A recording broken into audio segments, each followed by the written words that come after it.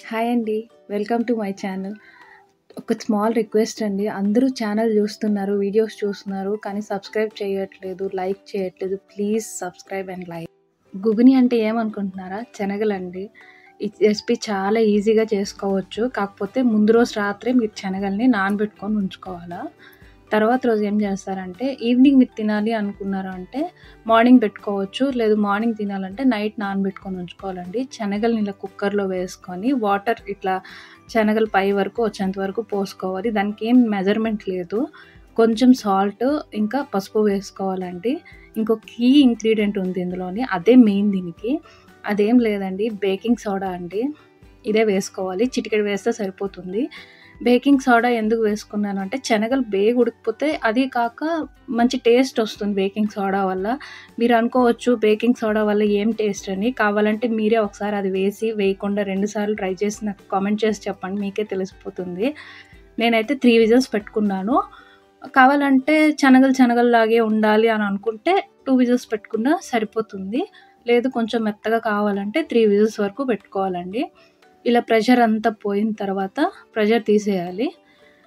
తీసిన తర్వాత చూసుకుంటే శనగలు కుక్ అయిపోయి ఉంటుందండి. ఈ రెసిపీ అంటే మా ఇంట్లో చాలా ఇష్టమండి అందరికీ. చిన్నప్పుడైతే తెగ చూసేవాళ్ళం ఎప్పుడెప్పుడు చేస్తారా అని.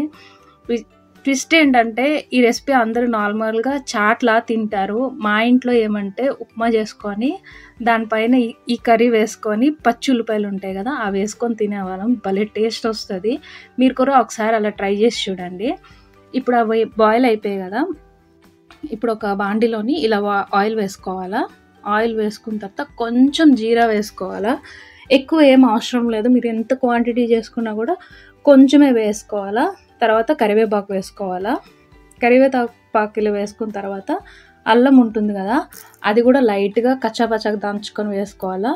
ఇప్పుడు ఇందులో పచ్చిమిర్చి వేసుకోవాలా. ఇందులో కారం అంటూ ఉంటే అది పచ్చిమిర్చిలదే ఉంటుందండి. వేరే కారం ఏం మనం యాడ్ చేసుకోము. ఓన్లీ పచ్చిమిర్చియే వేసుకోవాలి. అందుకు మీరు పచ్చిమిరపకాయలు వేసుకున్నప్పుడే చూసుకోండి. మీకెంత కారం కావాలి అని. కారం ఎక్కువ తినే వాళ్ళైతే ఎక్కువ వేసుకోవచ్చు. నాకైతే ఇవి సరిపోతాయి. సో, నేను వేసుకున్నాను. ఇప్పుడు బాగా ఫ్రై చేసుకోవాలా. ఫ్రై చేసుకున్న తర్వాత ఆనియన్స్ కూడా యాడ్ చేసేయాల. కొంచెం ఇలా ఫ్రై అయిన తర్వాత ఆనియన్స్ వేసుకొని మళ్ళీ ఇంకొంచెం ఫ్రై చేస్తే సరిపోతుంది. ఆనియన్స్ కూడా చిన్న ముక్కలు కట్ చేసుకోవాలండి. పెద్దగా కోసుకోకూడదు, బాగోదు. అవి ఏగవు కదా, టేస్ట్ అనిపించదు. సో ఇవి కూడా వేసుకొని కొంచెం బాగా ఫ్రై చేసుకోవాలా. లైట్ కావాలంటే సాల్ట్ వేసుకోండి. ఆల్రెడీ నేను శనగల్లో వేసుకున్నాను కాబట్టి మీరు తాలింపులో వేసుకునేటప్పుడు చూసుకొని సాల్ట్ వేసుకోండి. అప్పుడు ఓవరాల్‌గా సరిపోతుంది. నేను కొంచెం పసుపు తక్కువ అనిపించి నేను లైట్‌గా పసుపు వేసుకున్నాను. లైట్ సాల్ట్ కూడా ఇక్కడే వేసుకున్నాను. ఇప్పుడు ఇవి కూడా బాగా ఫ్రై అవ్వాలి. కొంచెం ఫ్రై అయితే సరిపోతుంది. ఇగోండి ఇలాగా కొంచెం ఆనియన్స్ కలర్ చేంజ్ ఫ్రై అయిన తర్వాత ఇప్పుడు ముందు ఉడకబెట్టుకున్నాం కదా బఠానీలు, అవి వేసుకోవాలండి. అది మొత్తం వేసుకొని బాగా మిక్స్ చేసుకోవాలా. ఇప్పుడు మీకు కావాలంటే సాల్ట్ చెక్ చేసుకోండి. నేను లైట్‌గా కారం వేస్తున్నాను. కారం ఎందుకు వేసానంటే కొంచెం కలర్ కోసం వేసాను. మరీ పసుపుగుంటే తినలేం కదండీ అందుకు. మీకు కావాలంటే స్కిప్ చేయొచ్చు. బట్ వేసుకోండి బావుంటాయి. అంతేనండి.